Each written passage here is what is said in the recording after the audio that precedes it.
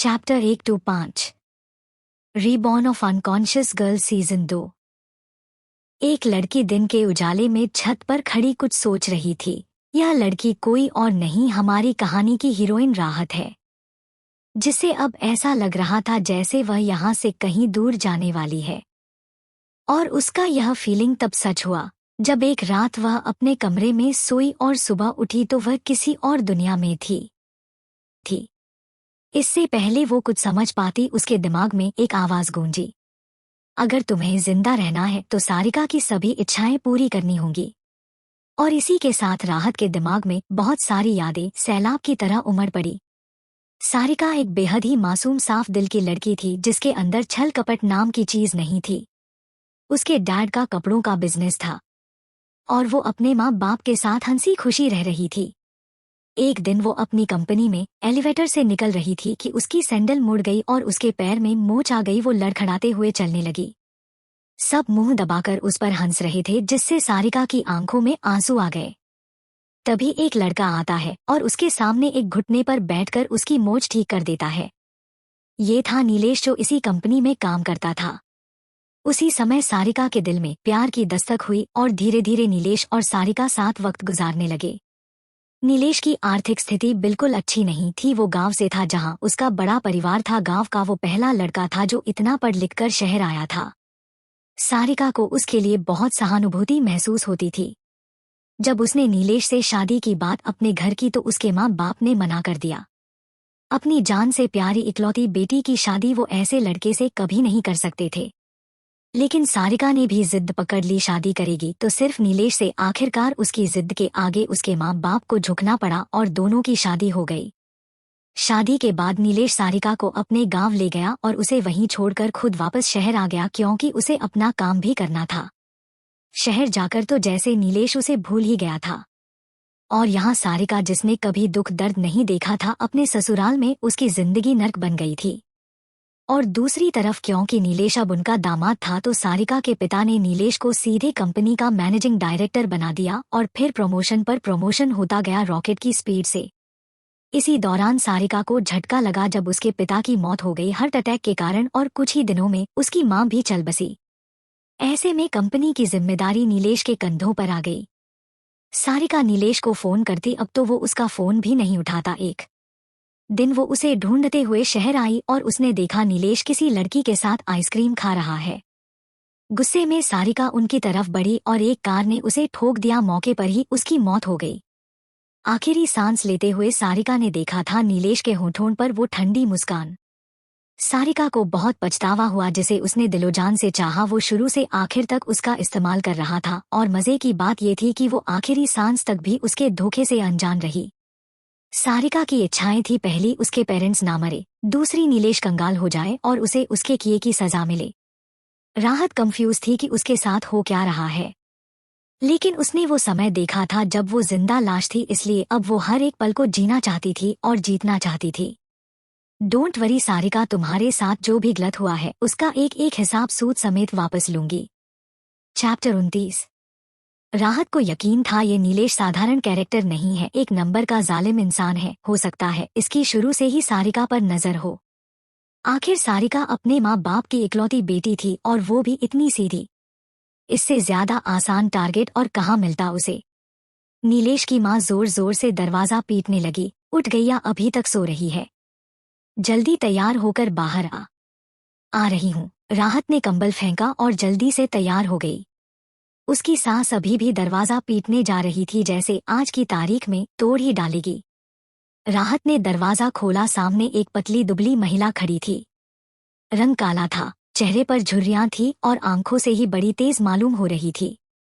ये थी सारिका की सांस रत्नावती, जो अपनी अमीर बहू को अपनी उंगलियों पर नचाना चाहती थी, उसे अपने हाथों की कठपुतली बनाना चाहती थी। वो अगर दिन को रात कहें तो सारिका को बिना सोचे समझे हाँ में मुंडी हिला देनी चाहिए। वो गांव वालों को दिखाना चाहती थी कैसे उसकी अमीर बहू उसकी गुलाम है। ये उसकी ईगो को संतुष्टि देता था। रत्नावती सारिका के कपड़ों को घूरते हुए बोली, ये इतने अच्छे कपड़े पहनने की क्या जरूरत थी? कितना काम बाकी है? राहत ने अपने कपड़ों को देखा। ये एक लाइट येलो कलर का प्लाजो सूट था और सिंपल सोबर सा ही लगा रहा था। जब वो नीचे आई देखा सीढ़ियों के एक कोने पर सारिका के ससुर बीड़ी पी रहे थे। सारिका की अपने ससुर से ज्यादा बातचीत नहीं होती थी। राहत ने देखा मेज पर खाना लगा हुआ है तो वो जल्दी से बैठ गई, उसे बहुत तेज भूख लगी थी। पापा अभी तक बैठे नहीं, तुम कैसे बैठ गई? सारिका की बड़ी ननद सुनंदा मुंह बनाकर बोली। राहत एकदम से खड़ी हो गई। तभी छोटी ननद सीमा ने उसका हाथ पकड़ लिया। दीदी मुझे अपना नाइट सूट दे दो ना। राहत ने सीमा के कपड़े देखे जो भी सारिका के ही थे। सिर्फ कपड़े नहीं, पर्स, मेकअप, ब्रेसलेट, रिंग्स और ना जाने क्या क्या, और हर एक चीज की कीमत हजारों में लाखों में होती थी। पर सारिका कभी इन चीजों पर ध्यान नहीं देती, उसके लिए पैसे मायने नहीं रखते थे। अगर इन पैसों से वो अपने परिवार का दिल जीत सके तो और क्या चाहिए था उसे। पर सारिका ने शायद कभी ध्यान नहीं दिया। उसकी ननद उसे भाभी नहीं बुलाती थी, उसके सास ससुर उसे बहू नहीं बुलाते थे। मतलब वो उसे इस परिवार का हिस्सा ही नहीं मानते थे। सिर्फ एक दिन के लिए सीमा ने फिर उसका हाथ हिलाया और राहत को पता था एक बार लेने के बाद ये लड़की कभी वो चीज वापस नहीं करती थी। सारिका के ससुर मैन कुर्सी पर बैठ गए, लेकिन खाना इतना रूखा सूखा था और ऊपर से रत्नावती हर एक मिनट में खांसे जा रही थी, वो भी बिना रुमाल रखे। राहत से एक निवाला भी मुंह में नहीं डाला गया, उसकी भूख भी मर गई। लेकिन किसी को इससे कोई फर्क नहीं पड़ा। एक लड़का अंदर से निकल कर आया, ये था सनी, उसका छोटा देवर जो हमेशा फोन में गेम खेलता रहता था। और ये फोन भी सारिका का दिया हुआ है। शादी से पहले ही नीलेश ने सारिका के सामने घर पर फोन करके सबकी पसंद पूछी थी और उसने सबकी पसंद के गिफ्ट्स दिए थे। और ये लोग आज भी उसे दीमक की तरह नोच नोच कर खाने पर लगे हैं। चलो मेरे साथ, पहले उपले थापने हैं, फिर जंगल से लकड़ियां काट कर लानी है, रत्नावती ने फरमान सुनाया। राहत, उसने सीमा से कहा, तुम्हें मेरा नाइट सूट चाहिए था ना, आओ मेरे कमरे में देती हूँ तुम्हें। सीमा खुशी से उछलते हुए उसके पीछे चल दी। रत्नावती मुंह बनाकर बाहर निकल गई। राहत ने नाइट सूट जैसे ही निकाला, सीमा ने झपट्टा मारकर छीन लिया। ये परफ्यूम की बोतल देख रही हो, इम्पोर्टेड है, मैं तुम्हें दे सकती हूँ अगर तुम मेरी जगह उपले वाला काम कर दो और लकड़ियां काट लाओ। राहत ने महंगी परफ्यूम की शीशी सीमा के सामने लहराई तो सीमा ने झपट्टा मारकर उसे भी सीने से लगा लिया, लेकिन फिर नाराजगी से बोली, लेकिन ये सब काम माँ ने तुम्हें करने को बोला है, तुम इस घर की बहू हो तो तुम्हारी जिम्मेदारी है सब काम करने की। राहत ने मेकअप किट निकाली। ये मेकअप किट मुझे बहुत प्यारी है, लेकिन मैं तुम्हें दे दूंगी, अगर मेरी तबीयत ठीक होती तो मैं खुद चली जाती। ठीक है। सीमा ने मेकअप किट छीनी और सारा सामान समेटकर चली गई। उसके जाते ही राहत ने दरवाजा बंद किया और सूटकेस निकालकर अपना सामान पैक करने लगी। यहाँ रहकर उसे अपना समय बर्बाद नहीं करना था। शहर जाकर सबसे पहले उस नीलेश से निपटना पड़ेगा, उसके बिना ये लोग कुछ भी नहीं है। पत्नी का रिश्ता तो पति से ही होता है और पति के कारण उसके परिवार से। उधर सारिका की जगह सीमा को देखकर रत्नावती बोली, सारिका कहाँ है? उनकी तबीयत खराब है, उन्होंने मुझे बहुत सारी चीजें दी अपने बदले काम करने को। ये शहर की लड़कियां भी ना खुद को छुई मुई का पौधा समझती है। रत्नावती खेतों के लिए निकल गई। वो सारिका के पीछे नहीं पड़ी क्योंकि उसने उसकी बेटी को खजाना दिया था। राहत ने पहले बाहर निकलकर देखा, कोई नहीं दिख रहा था। रास्ता साफ देखकर वो सूटकेस लेकर निकल गई और सीधे बस में बैठकर ही चैन की सांस ली। लगभग 1 घंटे के सफर के बाद बस शहर के बस स्टॉप पर रुकी। राहत ने सूटकेस उठाया और उसे खींचते हुए उतरने लगी। तभी एक आदमी ने उसके हाथ से सूटकेस ले लिया। राहत ने सिर उठाकर उसे देखा तो उसकी धड़कनें तेज हो गई। क्या ये राहत का हीरो है? उस आदमी को देखकर राहत का दिल जोरों से धड़कने लगा और राहत समझ गई ये उसका नहीं, इस शरीर के सारिका के इमोशंस थे नीलेश को देखकर। कुछ ही समय में वो तेज धड़कने बदले की आग में झुलसने लगी। राहत ने खुद को शांत किया और ध्यान से नीलेश को देखा। नीलेश ने ब्लैक शर्ट और ब्लैक ट्राउजर्स पहने थे। देखने में वो किसी हीरो से कम नहीं था। अपने परिवार में शायद सबसे ज्यादा सुंदर वही हुआ था। शायद एक वजह ये भी थी कि सारिका एकदम से नीलेश के प्रति आकर्षित हो गई। राहत ने अपने होठों पर मुस्कान फैला दी, तुम मुझे लेने आए हो? नीलेश सूटकेस उठाकर चलने लगा और हल्के गुस्से में बोला, तुम बिना बताए घर से निकल गई। जानती हो माँ बाबूजी कितने परेशान हो रहे थे। वो तो सीमा ने मुझे फोन किया तो मैं तुम्हें लेने आ गया। मैंने चिट्ठी छोड़ी थी। माँ बाबूजी पढ़ लिख नहीं सकते, तुम ऐसी बच्चों वाली हरकतें क्यों करती हो? माँ बाबूजी नहीं पढ़ सकते लेकिन तुम्हारी छोटी बहन और भाई तो पढ़ सकते हैं। नीलेश ने अजीब नजरों से सारिका को देखा, फिर बिना कुछ कहे सूटकेस कार के ट्रंक में रख दिया और खुद ड्राइविंग सीट पर बैठ गया और कार स्टार्ट कर दी। राहत भी कुछ नहीं बोली और बाहर देखती रही। वहीं नीलेश सारिका को बार बार देखे जा रहा था। आज वो कुछ बदली सी लग रही थी। वैसे तो उसे देखते ही उसके सीने से लग जाती थी। क्या हुआ? तुम्हारी तबीयत तो ठीक है? उसकी भौहें सिकुड़ गई थी। उसकी आवाज में चिंता थी। नहीं, वो बस सुबह ब्रेकफास्ट नहीं किया इसलिए। राहत उसकी तरफ देखकर बोली। ये सुनकर नीलेश के चेहरे पर गिल्ट के भाव दिखे। वो गांव का खाना शहर के खाने से अलग होता है ना, और तुम्हें आदत भी नहीं है। राइट, इतना अलग होता है ये तो मैंने पहली बार ही देखा है। राहत मुस्कुराई पर अंदर से उसे नीलेश पर गुस्सा आ रहा था।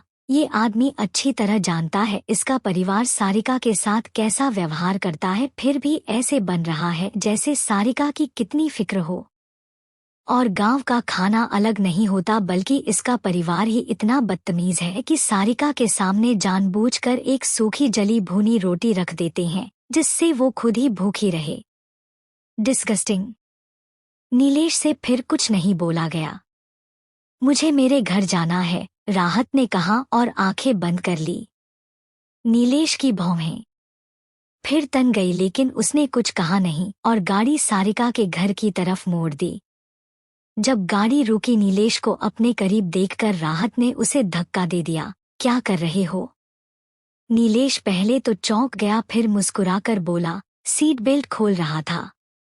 राहत ने राहत की सांस ली और खुद ही सीट बेल्ट खोलकर गाड़ी से निकल गई और सीधे घर के अंदर जाने लगी। नीलेश उसके पीछे भागा और उसका हाथ पकड़ने की कोशिश की। राहत ने तुरंत अपना हाथ पीछे खींच लिया। तुम गुस्सा हो? राहत मुस्कुराई। मैं तुमसे गुस्सा कैसे हो सकती हूँ? और फिर सीधे घर में घुस गई। गार्डन में सारिका की माँ मधु पौधों को पानी दे रही थी। मॉम, राहत ने जैसे ही पुकारा मधु जी के हाथ से पानी का पाइप छूटकर गिर गया और उन्होंने दौड़कर अपनी बेटी को सीने से लगा लिया। फिर उसे बार बार चूमकर ऊपर से नीचे तक देखने लगी। कितनी दुबली पतली हो गई हो, और रंग भी डाउन हो गया है। बिल्कुल अपना ध्यान नहीं रखती ना? और अपने मॉम डैड की बिल्कुल याद नहीं आती? मॉम, मेरी प्यारी मॉम, अब मैं आ गई हूँ ना आपके पास। राहत उनका हाथ पकड़े अंदर चली गई। पहले मैं शॉवर ले लेती हूँ। ठीक है जाओ, मैं जब तक तुम्हारा फेवरेट खाना तैयार कर देती हूँ। मधु जी ने प्यार से उसके सिर पर हाथ फेरा और किचन में चली गई। राहत ने कमरे में आकर गर्म पानी से शॉवर लिया। ठंड का मौसम था लेकिन नीलेश के घर पर गर्म पानी से नहाना भी मना था। राहत गर्म पानी से नहाई और स्वेटर जीन्स पहन ली। बाहर निकली तो सोफे पर नीलेश बैठा अपना फोन देख रहा था। राहत उसे उठाकर दूसरे ग्रह पर फेंक देना चाहती थी लेकिन अभी मजबूर थी। वो शीशे के सामने जाकर अपने बाल सुखाने लगी। तभी नीलेश पीछे से आया और उसे गले लगाने की कोशिश की। राहत ने पीछे मुड़कर गुस्से में उसे देखा। क्या बार बार छू रहे हो? तुम गुस्सा हो? तुमने कहा था मुझे जल्दी लेने आओगे, पर तुम तो मुझे वहां छोड़कर भूल ही गए। नीलेश ने चैन की सांस ली और फिर सारिका का हाथ पकड़ लिया। इस बार राहत ने उसे रिजेक्ट नहीं किया, नहीं तो नीलेश को शक हो सकता था। मैं तुम्हें लेने आने ही वाला था कि तुम आ गई, अब माफ कर दो ओके? सरू बेटा जल्दी से नीचे आओ, डैड तुम्हारा इंतजार कर रहे हैं। नीचे से मानव जी की आवाज आई। राहत ने नीलेश का हाथ झटका और नीचे चली गई। उसके जाते ही नीलेश के एक्सप्रेशन बदल गए। उसकी आंखों जहर उगलने लगी। उसकी मुट्ठियां कस गई। खुद के एक्सप्रेशन नॉर्मल करते हुए नीलेश भी बाहर निकल गया। राहत जैसे ही नीचे आई उसकी नज़र मानव जी पर पड़ी। मानव हंसमुख स्वभाव के व्यक्ति थे और खाने के बहुत ही शौकीन और एक्सरसाइज उनसे होती नहीं थी, इसलिए उनका पेट भी निकला हुआ था। काफी मोटे थे वो। अपनी बेटी को देखते ही मानव जी मुस्कुरा उठे। माय प्रिंसेस, आओ डैडी के पास। राहत के दिल में दर्द और प्यार के भाव उमड़े जो सारिका के थे, जो अपने डैड को जिंदा रखना चाहती थी। राहत दौड़कर उनके गले लग गई। I miss you daddy. मेरा बच्चा, मानव जी ने प्यार से पुचकारा। डैडी, आपको डाइटिंग शुरू करनी होगी, मैं नहीं चाहती आपको कोई बीमारी छुए भी। राहत कमर पर हाथ रखकर बोली, एकदम स्ट्रिक्ट टीचर की तरह। राहत को पूरा यकीन था सारिका के मॉम डैड की मौत, वो भी 1 साल के अंदर में, कोई संजोग नहीं हो सकता। और निवेश ने तो सारिका को भी पागल साबित कर दिया था, जबकि वो अपने पेरेंट्स की मौत से डिप्रेशन में चली गई थी।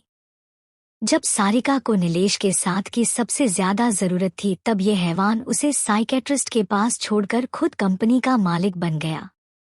जिस एंगल से भी देखो षड्यंत्र ही नजर आ रहा था। सारिका बहुत ज्यादा सीधी थी जो ये सब देख नहीं पाई। डाइटिंग के नाम से मानव जी का मुंह बन गया, पर बेटा डाइटिंग मेरे बस की बात नहीं है। आपको मेरी कसम है dad, I want my fit and handsome daddy back. राहत उनका हाथ हिलाने लगी। अपनी बेटी की पपी आइज को मानव जी इग्नोर नहीं कर सकते थे। ठीक है। पीछे पीछे आए नीलेश की सारिका की बातें सुनकर मुट्ठियां कस गई। उसी वक्त मधु जी किचन से बाहर आई और मुस्कुराकर बोली, एक तुम ही जो इन्हें समझा सकती हो, बाकी मेरी तो ये सुनते ही नहीं। आप मॉम की बात नहीं मानते। राहत ने क्यूटली अपने डैड की आंखें दिखाई, जिस पर उन्होंने कान पकड़ लिए। हंसी मजाक के बीच सर्वेंट्स ने खाना लगा दिया था। अपनी बेटी की वजह से वो नीलेश से भी मुस्कुराकर बात करते थे, चाहे अंदर से वो कितने ही असंतुष्ट हो। नीलेश का भी यही हाल था। अंदर तो उसके जहर भरा था, लेकिन ऊपर से वो अपने सास ससुर की बहुत इज्जत करता था।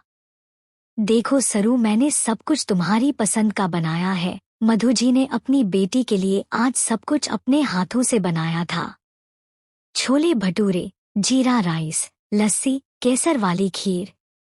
राहत के मुंह में पानी आ गया। थैंक यू मॉम, और वो खाने पर टूट पड़ी। नीलेश ने ज्यादा नहीं खाया था। वो सारिका के घर कंफर्टेबल फील नहीं करता था। वो भले ही नॉर्मल दिखने का नाटक कर ले, पर उसके दिल में कूट कूट कर इंफीरियरिटी कॉम्प्लेक्स भरा पड़ा था। उसके लगता था सब उसे नीची नजरों से देखते हैं, और उसका ईगो बड़ा घातक था।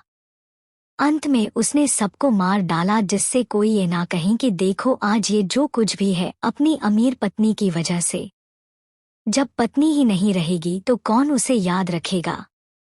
सारिका उसके लिए वो शॉर्टकट थी जो उसके सालों की मेहनत बचाकर ऊंचाइयों पर पहुंचा सकती थी। सारिका उसके लिए सिर्फ सीढ़ी थी जिस पर पैर रखकर वो सबसे ज्यादा ऊंची मंजिल पर पहुंचना चाहता था। सारिका को जहां नीलेश की हैवानियत दिख रही थी, वहीं उसने ये भी देखा कि सारिका के पेरेंट्स उसे कितना प्यार करते हैं। उनके लिए तो सारिका उनकी दुनिया है। एक गलत आदमी गलत फैसले ने सारिका की पूरी जिंदगी तबाह कर दी। तबाह ही क्या, खत्म ही कर दी। राहत उन दोनों से बात करती रही। नीलेश को उसने पूरी तरह इग्नोर कर रखा था। फिर भी नीलेश बिना शिकायत के उसके आगे पीछे घूम रहा था। सारिका का इस्तेमाल करने के लिए वो किसी भी हद तक जाने को तैयार था। ये राहत अच्छे से देख चुकी थी। मॉम, आज रात मैं यहीं रुकना चाहती हूँ, राहत ने मधु जी के गले लगकर कहा, जिस पर नीलेश की भौहें तन गई। दामाद जी, सरू को आज यहीं रहने दीजिए। जी मम्मी जी, नीलेश ने मुस्कुराकर कहा, फिर काम का बहाना बनाकर जल्दी निकल गया। अपने पति के चक्कर में तुम अपने डैडी को भूल ही गई हो। नीलेश के जाते ही मानव जी बच्चों की तरह मुंह फुलाकर शिकायत करने लगे। उन्होंने कभी लड़के की चाहत नहीं की थी, उन्हें तो बेटी की ही ख्वाहिश थी जो भगवान ने पूरी कर दी। बस अफसोस इस बात का था कि उनकी बेटी ने शादी के मामले में जल्दबाजी कर दी। उन्हें नीलेश दिल से पसंद नहीं था। वो तो अपनी बेटी का मन रखने के लिए उन्हें इस रिश्ते के लिए हाँ करनी पड़ी। नहीं तो नीलेश को वो अपनी बेटी का नौकर भी ना रखते। डैड, मुझे आपसे बहुत जरूरी बात करनी है, राहत ने सीरियस एक्सप्रेशन के साथ कहा। मानव जी भी गंभीर हो गए और अपनी छाती ठोकते हुए बोले, बोलो प्रिंसेस, तुम्हें क्या चाहिए? तुम्हारे डैडी तुम्हें लाकर देंगे। मुझे कंपनी में काम करना है। क्या? मानव जी हैरान रह गए क्योंकि आज से पहले सारिका ने कभी बिजनेस में दिलचस्पी नहीं दिखाई थी। फिर उनके दिमाग की घंटी बजी, शायद नीलेश के साथ ज्यादा समय बिताने के लिए सरू ऐसा कह रही है। ठीक है, मैं तुम्हें नीलेश की सेक्रेटरी की पोजीशन दे लेता हूँ। राहत की बोलती बंद हो गई। नो डैड, कंपनी के लिए आप सीईओ की तलाश कर रहे हैं, ना मुझे सीईओ बनना है। अब बोलती बंद होने की बारी मानव जी की थी। क्या मानव जी राहत को सीईओ बनाएंगे? और अगर हाँ, तो नीलेश का क्या रिएक्शन होगा जब उसे पता चलेगा सारिका उसकी बॉस है? बेटी, कंपनी संभालना बच्चों का खेल नहीं है, मानव जी होश में आकर बोले। मैं संभाल लूंगी, प्लीज डैडी, प्लीज प्लीज। राहत मासूम फेस बनाकर उनके हाथ को हिलाने लगी। और फिर क्या था, मानव जी मान गए। अच्छा ठीक है, लेकिन अगर तुमसे नहीं संभले तो मुझे बता देना, खुद को स्ट्रेस मत देना। Okay dad. सुबह राहत ऑफिस वेयर में रेडी हुई। उसने ब्लैक कलर का बिजनेस सूट पहना था, बालों की पैनी टेल बनाई थी। जब वो नीचे आई, मानव जी ने सिर हिलाया। सारिका का कॉन्फिडेंस अच्छा था। राहत को भले ही कंपनी संभालने का एक्सपीरियंस नहीं था, पर उसका माइंड बहुत शार्प था। कहते हैं भगवान कुछ लेते हैं तो कुछ स्पेशल देते भी है। बचपन से ही उसे जानलेवा बीमारी थी, लेकिन उसका दिमाग बहुत तेज था। हर चीज वो बहुत जल्दी सीख जाती थी। और फिर मानव तो थे ही उसे गाइड करने के लिए। इसलिए राहत बिल्कुल भी नर्वस नहीं थी। दोनों कार में कंपनी के लिए निकल गए। राहत नर्वस नहीं थी, लेकिन मानव जी के पसीने छूट रहे थे। वो अपना पसीना पोंछते हुए बोले, प्रिंसेस डोंट वरी, कुछ भी हुआ तो मैं हूँ तुम्हारे पीछे। डैड, मैं आज ही न्यूट्रिशनिस्ट को बुलवाती हूँ, आपके लिए डाइट प्लान बहुत जरूरी है। मानव जी को समझ नहीं आया वो अपनी बेटी की परवाह देखकर खुश हो या अपना फेवरेट मसालेदार खाने की जगह घास फूस खाने के लिए दुखी हो। जल्द ही वो सारिका इंटरप्राइजेज के सामने खड़े थे। ये एक मिडिल रेंज कंपनी थी जो ना बहुत छोटी थी ना बहुत बड़ी। यहाँ कपड़ों का बिजनेस होता था। मानव जी आगे चल रहे थे और राहत उनके पीछे। मानव जी ने अपने सेक्रेटरी से कहकर मीटिंग बुलवाई और फिर एक बार अपनी बेटी को समझाते हुए बोले, अभी भी देर नहीं हुई है, अगर तुम्हें घबराहट लग रही हो तो हम पीछे हट सकते हैं। नहीं डैड, पीछे हटने का तो सवाल ही नहीं उठता, ये कंपनी आपकी खून पसीने की कमाई है। आपकी बेटी होने के नाते अब मेरी जिम्मेदारी है इसे आगे बढ़ाने की। आज नहीं तो कल मैं अच्छी बिजनेस वुमन बनकर दिखाऊंगी, आई प्रोमिस। मानव जी की आंखें भर आईं। अपनी बेटी का ये कहना ही उनके लिए बहुत बड़ी बात थी। ठीक है प्रिंसेस, अगर तुम्हें कोई परेशानी हो तो नीलेश तो है ही तुम्हें गाइड करने के लिए, लेकिन एक बात याद रखना, किसी पर जरूरत से ज्यादा विश्वासघातक साबित हो सकता है। Yes dad. मानव जी ने सभी डिपार्टमेंट के एम्प्लॉयज को बुलवाया। नीलेश भी उनमें शामिल था। जब उसने मानव जी के पीछे खड़ी सारिका को देखा, वो भी बिजनेस आउटफिट में, उसकी आंखें हैरानी से फैल गई। ये सारिका तो बिल्कुल अलग रही थी, बहुत ही शार्प माइंडेड और इंटेलिजेंट, उस सारिका से बिल्कुल अलग जो भोली भाली सीधी साधी थी। राहत की नजरें भी नीलेश पर पड़ी और उससे होते हुए उसके पीछे खड़ी उसकी सेक्रेटरी पर। वो एक खूबसूरत लड़की थी जिसने पिंक फुल स्लीव टॉप और मैचिंग शॉर्ट स्कर्ट पहनी थी। पैरों में हाई हील्स थी। काम से ज्यादा ऐसा लग रहा था वो फैशन शो के लिए तैयार हुई है। ये वही लड़की थी जिसे सारिका ने मरने से पहले नीलेश की बाहों में देखा था। इससे पहले वो कुछ पूछ पाती, उसका एक्सीडेंट हो गया और वो मर गई। चैप्टर 3। ये पर्सनल सेक्रेटरी नाम की बला वो जब एक खूबसूरत लड़की हो शक पैदा कर रही थी। आखिर क्या रिश्ता है दोनों में? नीलेश बहुत ही महत्वाकांक्षी था, लेकिन अपने सपनों को पूरा करने के लिए उसे मेहनत करनी चाहिए थी, ना कि एक मासूम लड़की का दिल कुचलना था। आखिर तक मासूम सारिका कुछ भी नहीं जानती थी, वो तो बेमौत मारी गई, और मजे किसने लिए? नीलेश ने। जिसके पास कुछ नहीं था उसकी लॉटरी लग गई, और जिसके पास सब कुछ था वो उसकी कीमत ना समझ सकी। क्या हो अगर नीलेश, जिसने यहाँ तक पहुँचने के लिए कितनी ही चालबाजी की है, कितने पापड़ बेले हैं, वो अचानक से सब कुछ खो बैठे। उसके पास एक रुपया ना बचे, उसकी इज्जत, उसका मान सम्मान ना रहे, उसकी वो 2 कौड़ी की ईगो को जोरदार तमाचा लगे। क्या नीलेश सदमे में पागल हो जाएगा? राहत यही सब सोच रही थी जब नीलेश उसके पास आकर हैरानी से बोला, सारिका तुम यहाँ कैसे? मैं अब से यहाँ काम करने वाली हूँ, हम दोनों रोज एक दूसरे के साथ रहेंगे। Are you happy? राहत मुस्कुराई। स्माइल करने पर सारिका के गालों पर डिम्पल्स पड़ते थे। नीलेश और हैरान रह गया। एक पल को उसकी आंखों में खतरनाक भाव उतरे, जिन्हें उसने तुरंत एक झूठी मुस्कान के पीछे छिपा लिया। I am happy. राहत ने उसके पीछे खड़ी उसकी सेक्रेटरी पर नजर डाली, जो काफी असहज लग रही थी। जैसे ही उसने सारिका को अपनी तरफ देखता पाया, उसने तुरंत अपनी नजरें झुका ली, किसी चोर की तरह। नीलेश मीटिंग रूम में अपनी जगह पर बैठ गया, उसका एक हाथ टेबल पर था। अभी से उसके अंदर एक हाई प्रोफाइल आदमी का ओरा आने लगा था। बाकी सभी डिपार्टमेंट हेड भी आ चुके थे। मानव जी ने सारिका को इंट्रोड्यूस किया। ये है मेरी बेटी सारिका, आज से ये इस कंपनी की सीईओ है। सब एक दूसरे की तरफ देखने लगे, वहीं नीलेश का हाथ कांप गया। उसने सारिका की तरफ देखा। Hello everyone, I am Sarika Gupta, आज से और अभी से इस कंपनी की सीईओ। मैं आप सबके साथ मिलकर इस कंपनी को नई ऊंचाइयों पर ले जाना चाहती हूँ। राहत ने लंबी चौड़ी मोटिवेशनल स्पीच दी, जो उसने पहले से ही रट रखी थी, लेकिन किसी के चेहरे पर कोई एक्सप्रेशन नहीं था, जैसे उसके वहां होने से उन्हें कोई फर्क नहीं पड़ता। वो तो मानव जी कंपनी के एकमात्र मालिक थे, तो उनका फैसला पत्थर की लकीर था। सबसे पहले नीलेश खड़ा होकर ताली बजाता है। आई बिलीव सारिका अच्छे से ये जिम्मेदारी संभालेगी। उसके पीछे बाकी के मैनेजर्स भी खड़े होकर तालियां बजाने लगे। राहत की भौहें सिकुड़ गई। नहीं, ये ठीक नहीं है।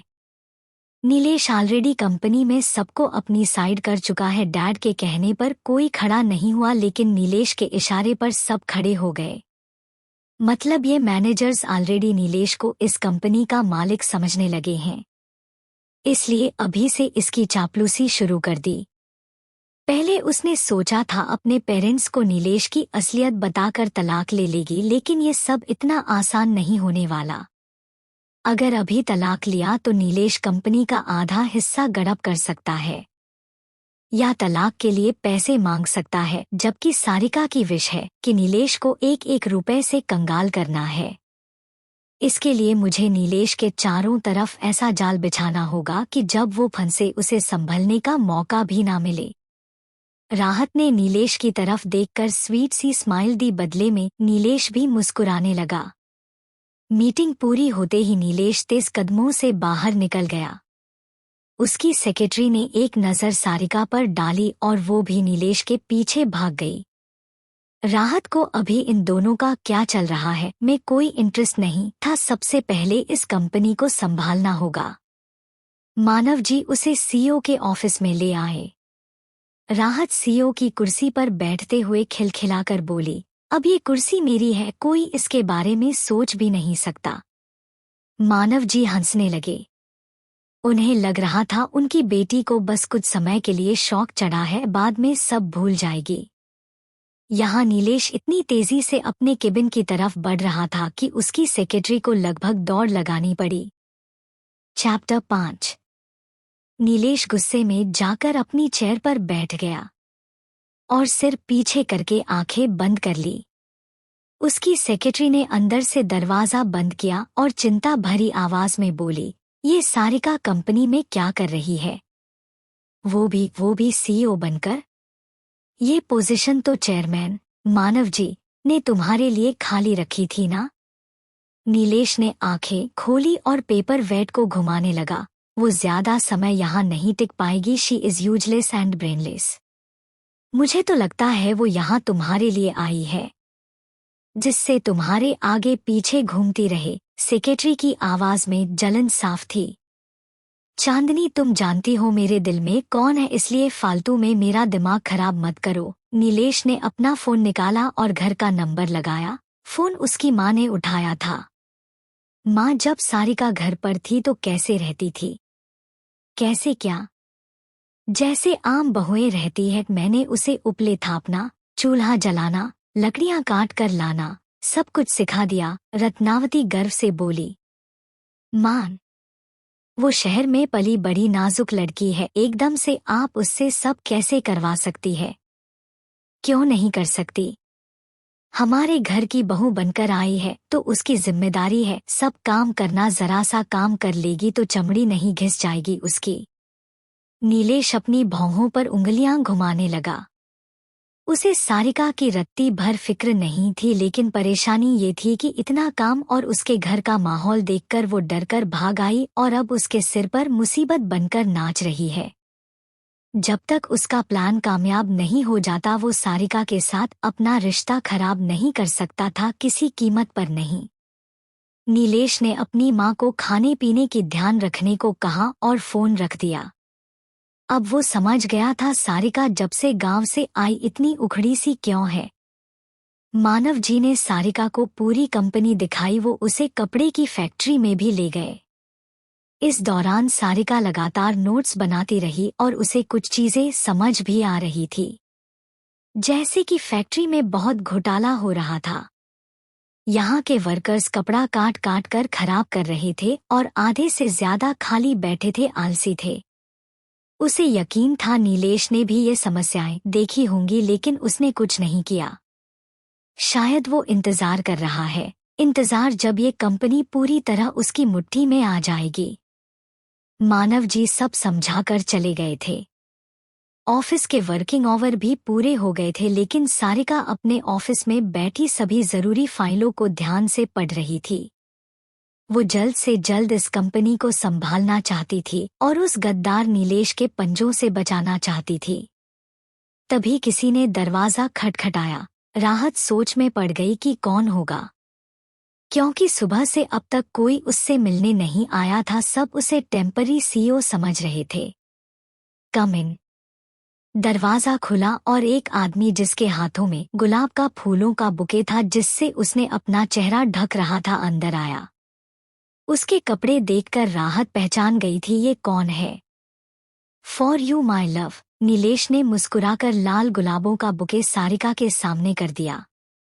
राहत ने मुस्कुराकर उसे लिया और गुलाबों की महक लेकर उसे टेबल पर रख दिया और वापस फाइल्स देखने लगी। क्या हुआ, फ्लावर्स पसंद नहीं आए? सारिका की बेकदरी देख नीलेश की भौहें सिकुड़ गई। पहली बार नीलेश ने सारिका को बुके दिया था, बल्कि पहली बार कुछ दिया था। पहले जब भी वो कोई गिफ्ट देने की कोशिश करता सारिका मना कर देती। दरअसल हर महीने नीलेश की आधी से ज्यादा सैलरी उसके गांव चली जाती थी और सारिका को उसके लिए बहुत बुरा लगता था, इसलिए वो नीलेश से गिफ्ट्स नहीं लेती थी। राहत सोचकर ही मुस्कुरा उठी। ये नीलेश तो समरवीर से भी ज्यादा कमीना निकला। अगर नीलेश को गिफ्ट देना ही था तो चुपचाप खरीदकर सारिका को सरप्राइज कर सकता था। सारिका कभी मना नहीं करती, लेकिन जानबूझकर गिफ्ट की बात वो सारिका के सामने ही करता था, क्योंकि वो जानता था सारिका मना कर देगी और वो अपना इनोसेंट गरीबी वाला कार्ड खेलकर निकल जाएगा। राहत ने नीलेश की ओर देखा, जो अपने एक बुके की नाकदरी देखकर ऐसे एक्सप्रेशन दे रहा था जैसे कितना हर्ट हुआ हो। मुझे गुलाब नहीं, ट्यूलिप्स पसंद है। ट्यूलिप्स सच्चे प्यार की निशानी होते हैं। राहत की आवाज में एक छिपा हुआ मतलब भी था जो नीलेश नहीं समझ पाया, बल्कि उसके एक्सप्रेशन और भी दुख भरे हो गए। तुम मुझसे गुस्सा हो, है ना? सारिका, मेरे पेरेंट्स का सारा जीवन गांव में ही बीता है। उन्होंने हमेशा एक कठिन जीवन जिया है, इसलिए वो ज्यादा खर्चा नहीं कर पाते, पैसा जोड़ने में यकीन रखते हैं। तुम उनकी बातों का बुरा मत मानो। राहत ने सिर हिला दिया। ऐसी कोई बात नहीं है नीलेश, मुझे उनकी बातों का बुरा नहीं लगा, बल्कि वहाँ रहकर मेरी आंखें खुल गई हैं। लोग एक एक रुपए के लिए कितनी मेहनत करते हैं, जिंदगी भर मेहनत करके भी शहर में अपना खुद का घर नहीं बना पाते, इसलिए अब मैं बहुत मेहनत करूंगी इस कंपनी को संभालने के लिए। I am so lucky to have such a good life. Rahat की बातें सुनकर एक पल को तो नीलेश का चेहरा पीला ही पड़ गया, जैसे किसी ने उसकी दुखती नस पर हाथ रख दिया हो। इसी बात से तो वो सारिका से सबसे ज्यादा नफरत करता था, जिसे पैदा होते ही सब कुछ बना बनाया मिल गया, और एक वो है जिसके कंधों पर अपने पूरे परिवार की जिम्मेदारी है। चैप्टर 6। राहत की बातें सुनकर एक पल को तो नीलेश का चेहरा पीला ही पड़ गया, जैसे किसी ने उसकी दुखती नस पर हाथ रख दिया हो। इसी बात से तो वो सारिका से सबसे ज्यादा नफरत करता था, जिसे पैदा होते ही सब कुछ बना बनाया मिल गया, और एक वो है जिसके कंधों पर अपने पूरे परिवार की जिम्मेदारी है। जहाँ सारिका बचपन से पैसों में खेली है, वहाँ उसे पढ़ने के लिए भी जी तोड़ मेहनत करके फर्स्ट आना होता था, जिससे उसे शहर में पढ़ने के लिए स्कॉलरशिप मिल सके। नीलेश का पीला चेहरा देखकर राहत को ऐसा लगा जैसे ठंडी ठंडी हवा की फुवांद चल गई हो। ऐसे लोगों को तो जितना जले उतना जलाना चाहिए, तभी असली मजा आता है। नीलेश ने जल्द ही खुद को शांत कर लिया और सारिका का हाथ पकड़कर बोला, चलो घर चलते हैं। राहत ने सभी फाइल्स रखी और अपना बैग उठा लिया। ऐसा लग रहा दोनों के बीच कितना प्यार है, लेकिन वो दोनों ही अपने मन में जानते थे ये प्यार था या दिखावा। असलियत में भी तो ऐसा होता है ना, कितने कपल्स को देखकर लगता है they are perfect, made for each other, match made in heaven, पर असलियत कुछ और ही होती है। हर बार जो दिखता है वही सच नहीं होता। दोनों जब नीचे लॉबी में आए, रिसेप्शनिस्ट एरिया में नीलेश की सेक्रेटरी चांदनी खड़ी थी। राहत ने उसे ध्यान से देखा और पाया कि ये सारिका जितनी सुंदर भी नहीं है। डायरेक्टर, इस फाइल पर आपके अर्जेंट साइन चाहिए थे, चांदनी नीलेश से बोली। नीलेश आगे बढ़ा, फाइल खोली और उसकी भौहें सिकुड़ गई। उसने चांदनी के हाथ से पेन लेकर साइन कर दिया। कौन सी फाइल है? लाओ मुझे भी दिखाओ, अब तो मैं सीईओ हूँ। राहत उसके पीछे आई तो नीलेश ने तुरंत फाइल बंद करके चांदनी को पकड़ा दी और सारिका का हाथ पकड़कर आगे बढ़ते हुए बोला, कुछ खास नहीं है। राहत ने पीछे मुड़कर देखा, चांदनी दुख भरी नजरों से उन दोनों को जाते देख रही थी। राहत के होठों पर मुस्कान बिखर गई। उसने फाइल देख ली थी, उसके अंदर खाली कागज थे। इतने सीरियस एक्सप्रेशन के साथ साइन करने में नीलेश को बहुत मुश्किल हुई होगी नहीं? पहले मेरे घर चलो, मेरा सूटकेस वहीं है, राहत सीट बेल्ट बांधते हुए बोली।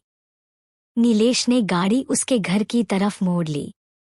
मधु जी ने सारिका का फेवरेट कॉर्न सूप बनाया था, जिसे राहत ने बहुत चाव से पिया। राहत ने नोटिस किया नीलेश का ध्यान कहीं और ही था, शायद अपनी गर्लफ्रेंड में दिमाग पड़ा था। नीलेश, मैं आज यहीं रुकना चाहती हूँ, मुझे डैड से बहुत सारी बातें करनी हैं। राहत ने जैसे ही कहा, नीलेश एकदम उठ खड़ा हुआ। ठीक है, मैं चलता हूँ। सरू, उसे दामाद जी को रोका क्यों नहीं? तुम दोनों पति पत्नी हो, अगर वो भी रुक जाते तो क्या बिगड़ जाता? मधु जी बोली। मॉम, मैं अभी आती हूँ। राहत भी नीलेश के निकलते ही घर से निकल गई। लेकिन वो नीलेश के पीछे नहीं, एक डिटेक्टिव के पास एक कॉफी शॉप में आई थी। डिटेक्टिव उसके सामने बैठा था। राहत ने अपने पर्स में से एक फोटो निकालकर डिटेक्टिव के सामने कर दी। ये मेरा हस्बैंड नीलेश है, तुम्हें इसकी जासूसी करनी है, स्पेशली इसकी सेक्रेटरी चांदनी के साथ इसका क्या संबंध है? हो जाएगा। गुड। राहत ने उसे कुछ एडवांस दिया और बैग उठाकर चली गई। आते हुए उसने एक medical store blood pressure control करने का एक आयुर्वेदिक टॉनिक लिया। जब सारिका के पापा को हाई ब्लड प्रेशर से हार्ट अटैक आया था फिर तो उन्होंने बिस्तर ही पकड़ लिया था और आखिर में उनकी मौत हो गई। इसलिए राहत पहले से ही सावधानी बरत रही थी। घर जाकर टॉनिक उसने मानव जी को दिया और इसे रोज लेने के लिए कहा। मानव जी के चेहरे पर बच्चों जैसी खुशी आ गई। उन्हें बहुत अच्छा लगता था जब उनकी प्रिंसेस उनकी परवाह करती थी। डिनर के बाद राहत ने उनसे कंपनी के हर डिपार्टमेंट और हर जरूरी वर्कर के बारे में पूछा। जब मानव जी ने देखा उनकी बेटी काम को लेकर कितनी सीरियस है तो वो भी गंभीरता से सब कुछ बताने लगे। ये कंपनी उन्होंने अपनी मेहनत से खड़ी की थी, वो इसे आगे भी ले जाना चाहते थे लेकिन अब उनमें वो पहले वाली ताकत नहीं थी। इसलिए उन्होंने शादी के पहले ही नीलेश के सामने शर्त रखी थी कि पहले बच्चे का सरनेम गुप्ता ही होगा। वो उसे ही अपना वारिस बनाना चाहते थे। लेकिन अगर उनकी बेटी कंपनी संभालना चाहती है तो इससे अच्छा क्या हो सकता था। मानव जी को अपनी जिंदगी में जितना तजुर्बा था, जितनी जानकारी थी, वो सब उन्होंने सारिका को बता दी। आधी रात को राहत अपने कमरे में आई। सोने से पहले उसने नीलेश को फोन लगाया। वो देखना चाहती थी इतनी जल्दी में ये आदमी गया कहाँ है, लेकिन नीलेश ने उसका फोन काट दिया। राहत ने एक आईब्रो उचकाई और वापस फोन लगाया, फिर कट गया। वो भी बार बार फोन करती रही। आखिर में नीलेश ने फोन स्विच ऑफ ही कर दिया। लगता है अपनी मिस्ट्रेस के साथ फुल मजे ले रहा है। कोई नहीं नीलेश बाबू, ले लो जितने मजे लेने हैं, क्योंकि तुम्हारी उल्टी गिनती शुरू हो चुकी है। अगले दिन राहत कंपनी पहुंचते ही सबसे पहले नीलेश के ऑफिस में गई। नीलेश उस समय अपनी सेक्रेटरी से बातें कर रहा था। कल रात तुमने मेरा फोन क्यों नहीं उठाया? नीलेश चौंक गया। एक नज़र अपनी सेक्रेटरी की तरफ देखकर बोला, मुझे लगा फालतू की स्कैम कॉल है। राहत ने सिर हिला दिया, जबकि अंदर वो सोच रही थी इसे और कोई ढंग का बहाना नहीं मिला। Scam call? जैसे उसका नाम तो इसके फोन में सेव ही नहीं था। राहत ने सेक्रेटरी की तरफ देखा। मिस चांदनी आज ज्यादा खूबसूरत लग रही है, नाइस लिपस्टिक। सेक्रेटरी सकुचाई हुई सी खड़ी रही। नीलेश कुछ बताओ इनके बारे में, राहत ने जानबूझकर नीलेश को परेशान करने के लिए कहा। इसमें बताना जैसा क्या है? वो नॉर्मल सी सेक्रेटरी है, दैट्स इट, नीलेश ने बेपरवाही से कहा।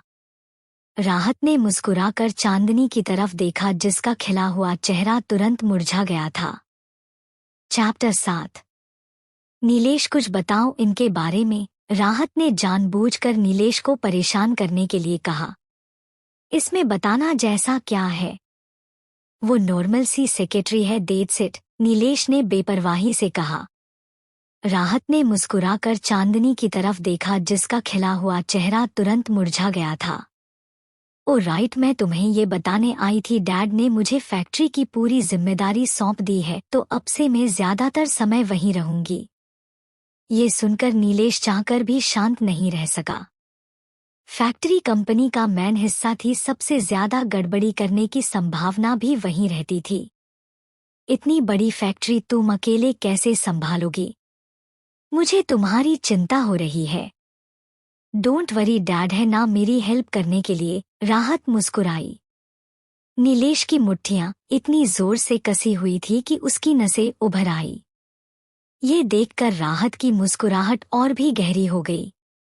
तभी अचानक उसने आगे बढ़कर चांदनी की आंखों पर से चश्मा उतार दिया।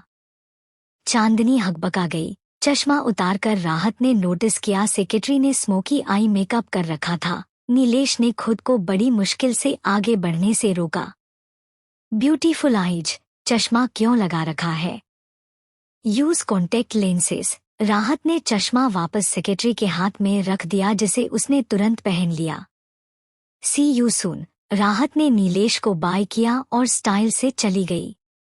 उसके जाते ही चांदनी ने गहरी सांस छोड़ी और डरते हुए नीलेश से बोली, इसे हम पर शक तो नहीं हो गया? इम्पॉसिबल, इसके पास इतना दिमाग ही नहीं है। फिर कुछ सोचकर नीलेश बोला, कंपनी में मुझसे दूर रहा करो। हम्मा, चांदनी ने उदास होकर सिर हिला दिया। थोड़ा बर्दाश्त करो, मैं भी तो कर रहा हूं ना। इधर राहत को डिटेक्टिव का फोन आया कि उसे कुछ सबूत मिले हैं। राहत तुरंत कॉफी शॉप पहुंच गई। उसके सामने कुछ तस्वीरें थी जिसमें नीलेश और चांदनी थे। किसी में दोनों एक दूसरे के गले लगे हुए थे, किसी में हाथ पकड़े हुए, पर हर तस्वीर रात की थी और पिक्चर क्लियर नहीं थी। मुझे साफ तस्वीर चाहिए। मैडम, आपका हस्बैंड बहुत टेढ़ी खीर है, दिन में कभी इसके साथ बाहर नहीं घूमता, रात में ही मौका मिला। तभी राहत ने एक तस्वीर उठाई जो एक घर की थी। हेवन स्ट्रीट में ये घर है, वो सेक्रेटरी इसी घर में अकेली रहती है। डिटेक्टिव बोला। किसके नाम पर है? आपके हस्बैंड के नाम। राहत की मुट्ठियां कस गई। हेवन स्ट्रीट बहुत महंगी जगह थी और नीलेश ने वहां घर भी खरीद लिया। कहां से आए इतने पैसे? साफ था नीलेश ने कंपनी से इतने पैसों की घोटाला किया है कि इतना महंगा घर भी खरीद लिया, वो भी अपनी मिस्ट्रेस के लिए। मुझे इस घर के ओनरशिप पेपर्स की कॉपी चाहिए। ये तो बहुत मुश्किल है। राहत ने एक और नोटों की गड्डी उसके सामने रख दी, जिसे डिटेक्टिव ने तुरंत उठा लिया। हो जाएगा। राहत देखना चाहती थी घर सिर्फ नीलेश के नाम पर है या चांदनी भी ज्वाइंट ऑनर है। इस सेक्रेटरी का क्या चक्कर है? चांदनी और नीलेश कॉलेज टाइम में डेटिंग कर रहे थे, फिर दोनों का ब्रेकअप हो गया और नीलेश की आपसे शादी हो गई, लेकिन फिर इनकी मुलाकात दोबारा हुई जब चांदनी नीलेश की सेक्रेटरी बन गई। राहत सोच में पड़ गई। शायद अपने अधूरे प्यार को टाइम देने के लिए ही इस नीलेश ने सारिका को अपने गांव भेज दिया, जिससे इसका रास्ता साफ हो जाए। मुझे इन दोनों की और इन्फॉर्मेशन चाहिए, स्पेशली इस चांदनी का फैमिली बैकग्राउंड क्या है। हो जाएगा, और ये बात सिर्फ हमारे बीच रहनी चाहिए। डोंट वरी मैडम, हमारे काम में प्राइवेसी का हम पूरा ध्यान रखते हैं, आप बेफिक्र रहिए। राहत ने सभी तस्वीरें अपने बैग में रखी और वहां से निकल गई। सबसे पहले उसने वो फोटोज बैंक के लॉकर में रखी, क्योंकि घर पर रखकर वो रिस्क नहीं ले सकती थी। अगर नीलेश को भनक भी लग गई कि उसे सब पता चल गया है, उससे निपटना बहुत मुश्किल हो जाएगा। और मुझे कंपनी के अकाउंट भी चेक करने होंगे। नीलेश ने इतने सारे पैसों की हेरा फेरी की है, कहीं तो कोई सबूत होगा। राहत जब घर पहुंची, सामने सोफे पर नीलेश को बैठा देख उसकी आंतें लाल पीली हो गई। मन तो कर रहा था अभी के अभी इस आदमी को चप्पलों से मार मार कर बाहर निकाल दे, लेकिन सब्र का फल मीठा होता है। अगर अभी उसने अपने डैड को बताया और उन्हें हार्ट अटैक आ गया तो? क्या हुआ सरू? तुम बहुत परेशान लग रही हो। किसी ने तुम्हें परेशान किया? मुझे बताओ, मैं उसकी बैंड बजा दूंगा। नीलेश उसके पास आते हुए बोला और उसका हाथ पकड़ लिया। बस काम की थकान है और कुछ नहीं। राहत जबरदस्ती मुस्कुराई और उसके साथ अंदर आकर सोफे पर बैठ गई। ज्यादा मेहनत करने की जरूरत नहीं है, धीरे धीरे तुम सब सीख जाओगी, नीलेश प्यार से कहा। तुम्हें कुछ बात करनी थी? सरू, मैं क्या कह रहा था, इतने दिन हो गए तुम्हें घर आए हुए, मैं रोज अकेले घर जाता हूँ तो मुझे अच्छा नहीं लगता। आज तुम भी चलो ना, हम दोनों एक साथ अकेले, तुम समझ रही हो ना? नीलेश उसकी आंखों में देखते हुए बोला। कितना झूठ बोलता है ये आदमी। रोज अपनी मिस्ट्रेस के साथ रात गुजार रहा है और यहाँ आकर अकेले होने का रोना रो रहा है। डिस्गस्टिंग।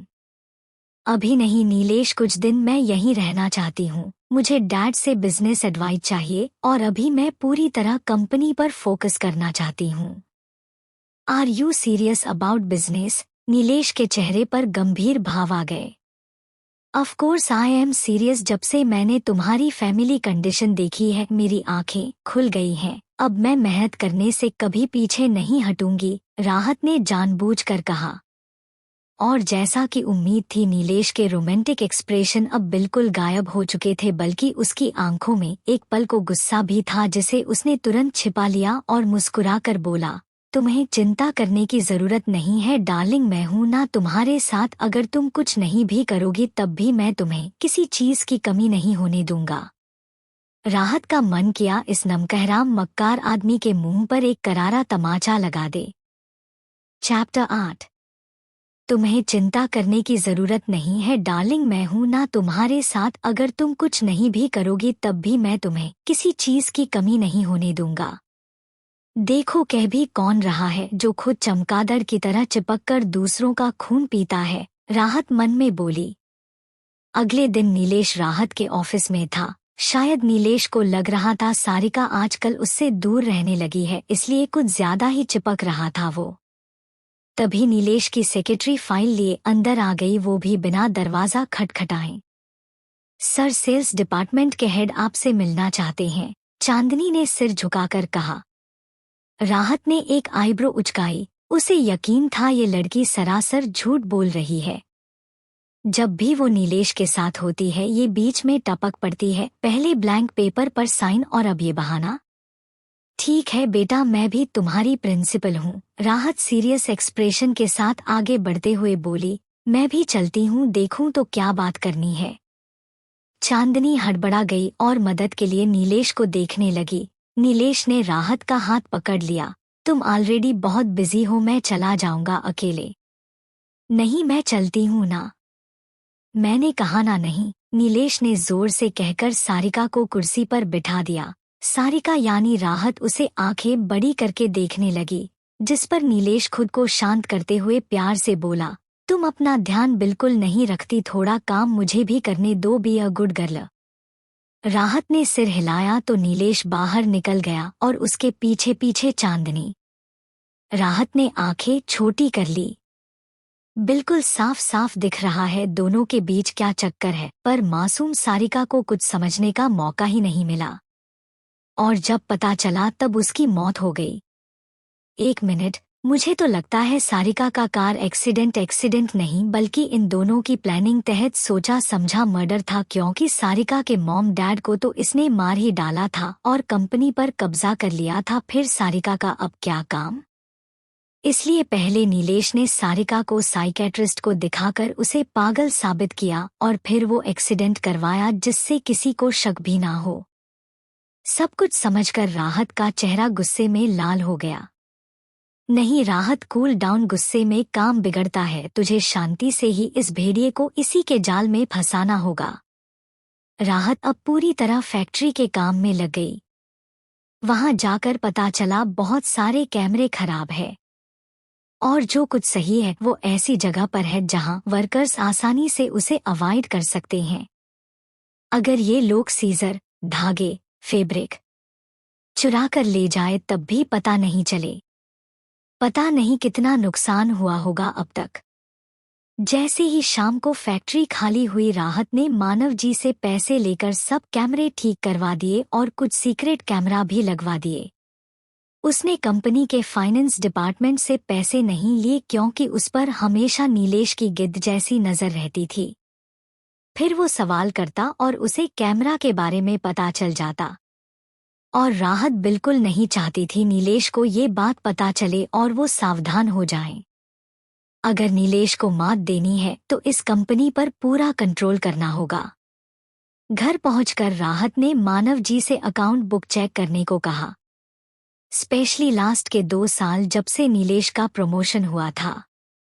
हेवन स्ट्रीट पर 1 करोड़ का घर सोच सोच कर ही राहत का खून जल रहा था।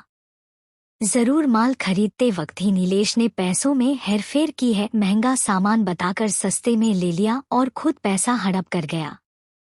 ये आदमी ना सिर्फ इसने शादी में धोखा किया बल्कि अपनी बीवी की कंपनी में भी धोखाधड़ी करके जोंक की तरह खून चूस रहा है और खुद को ऐसे दिखाता है जैसे दुनिया के सारे अत्याचार इसी पर हो रहे हैं। यही दुनिया का सबसे गरीब, सबसे लाचार आदमी है। मानव जी पहले तो मना करते रहे कि अकाउंट्स देखने की क्या जरूरत है, थोड़ी बहुत हेरा फेरी तो वो नजरअंदाज कर देते थे, पर राहत जानती थी छोटी मोटी नहीं, ये कोई बड़ी रकम है। तभी तो 1 करोड़ का घर नीलेश ने खरीद लिया। आखिर अपनी बेटी के कहने पर उन्होंने कंपनी से अकाउंट्स बुक मंगवा ली। राहत ने राहत की सांस ली और अगले दिन फिर फैक्ट्री चली गई। वो डिजाइन किए हुए कपड़े देख रही थी कि नीलेश का फोन आने लगा। राहत ने काट दिया। फिर आया फिर काट दिया, ऐसे 3-4 बार करने के बाद उसने आखिरकार फोन उठा लिया। तुम मेरा फोन क्यों नहीं उठा रही? ओ, मुझे लगा स्कैम कॉल है, राहत ने लेजी स्टाइल में कहा और नीलेश की बोलती बंद हो गई। क्या तुम प्लीज घर आ सकती हो? अभी नहीं, I am busy. Please it's important, Nilesh ने प्यार से कहा। ओके। नीलेश जिस घर की बात कर रहा था ये घर उसी के पेरेंट्स ने उन्हें दिलाया था। अच्छा बड़ा और खूबसूरत घर था ये। राहत अपनी कार ड्राइव करके वहां पहुंची और जैसे ही घर का दरवाजा खोला उसकी आंखें फटी की फटी रह गई।